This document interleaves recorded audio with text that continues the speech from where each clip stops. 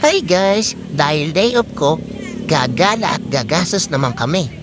Pagkasundo ko nga pala sa misis ko galing sa trabaho, nagkaya kami gumala. Kaya ito, napadpad kami sa Malolot. Dinayo nga pala namin yung pagkalayo-layong takoyaki nito. Pero syempre, pagkatapos yan, pupunta kami sa Burst Burger at kakain kami ng Giant Burger. Kahit nga hindi namin alam puntahan, nagtanong-tanong lang kami para matagpuan namin. Ang ganda pala ng mga view dito. Parang may dagat pero pala isdaan yan.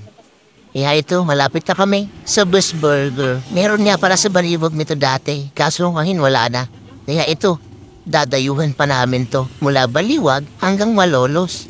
Nuntahan namin to kasi gusto namin uli siya makitikman. At eto na nga kami. Makikita na natin kung paano siya lutuin.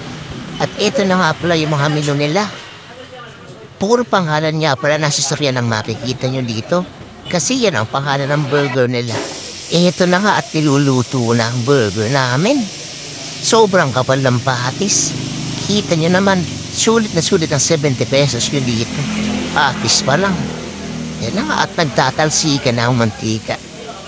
Napakasarap niyan. May mga sistingan pala sila dito kung gusto niya naman ng kanin. Kaya ito, si Tata mukhang naiinip na sa paghihintay ng order niya. Ayan, amoy pa lang. Ang bango. Ayan, kita-kita niyo naman, juicy yan. Walang halong harina. At eto nga at luto na. Paano kakain muna kami? Bawal kasi magsalita habang kumakain. Kaya ito, sige panoorin niyo kami kumain ng burger. Music please.